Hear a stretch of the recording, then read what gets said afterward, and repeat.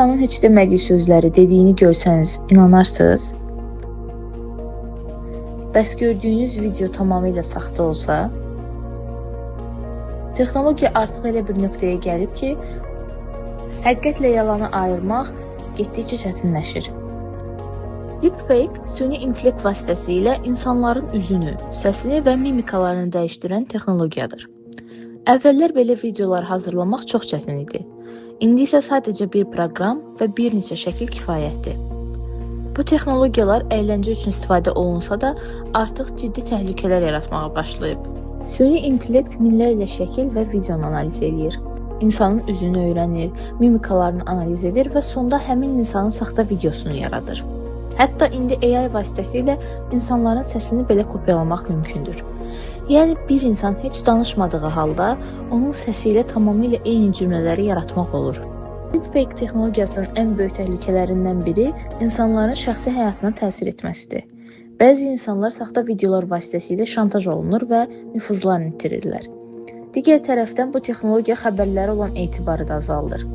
Artıq insanlar gördükləri videolara belə şübhə ilə yanaşırlar.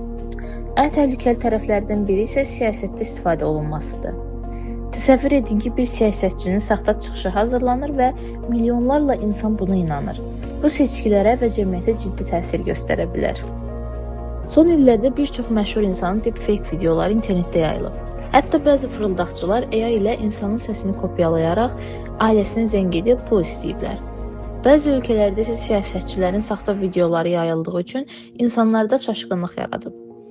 Bu göstərir ki, deepfake artıq gələcəyin problemi deyil, bugünün problemidir. İnsanlar sizin məlumatın doğru olub-olmadığını araşdırmadan daha çox onu paylaşmağa üstünlük verirlər. Xüsusilə qorxulu, emosional və diqqət çəkən xəbərlər internetdə daha sürətlə yayılır.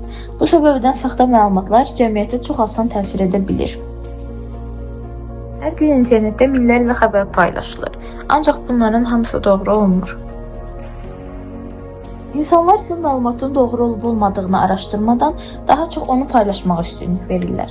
Xüsusilə qorxulu, emosional və diqqət çəkən xəbərlər internetdə daha sürətlə yayılır. Bu səbəbdən saxta məlumatlar cəmiyyətə çox asan təsir edə bilir.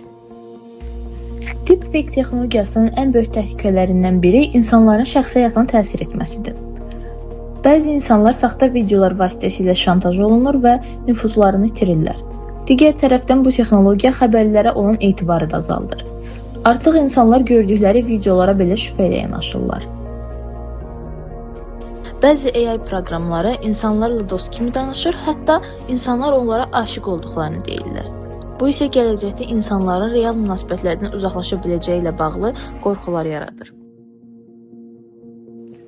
Araşdırmalara görə insanlar deepfake videolarını ilk baxışda çox zaman ayırd edə bilmir. Hətta 2023-cü ildə AI ilə hazırlanmış bir şəkil internetdə yayıldı və insanlar bunun real olduğunu düşündü.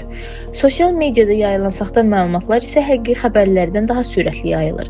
Çünki insanlar emosional və şok xəbərlərə daha tez reaksiya verir. Bəzi mütəxəssislər düşünür ki, gələcəkdə AI bəzi peşələrə əvəz edəcək. Məsələn, dizayn, jurnalistika, montaj, müştəri xidmətləri kimi sahələrdə artıq AI istifadə olunur. Bu isə insanların gələcək iş həyatı ilə bağlı narahatlıqlarını artırır. Amma süni intellektin yalnız təhlükəli tərəfi yoxdur. Kino sənayesində deepfake texnologiyası xüsusi effektlər yaratmaq, filmləri daha real etmək üçün istifadə olunur. AI həmçinin təhsildə, tibbdə, təhlükəsizlik sistemlərində də insanlara kömək edir. Yəni, problem texnologiyanın özündə deyil, insanların ondan necə istifadə etməsindədir. Keçmişdə insanlar deyirdi, gördümsə deməli doğrudur. Amma artıq bu kifayət etmir. Süni intellekt insan həyatını dəyişən ən güclü texnologiyalardan biridir. O həm böyük imkanlar yaradır, həm də böyük təhlükələr. Bəlkə də gələcəkdə ən böyük təhlükə texnologiyanın özü yox, insanların ona həddindən artıq inanması olacaq.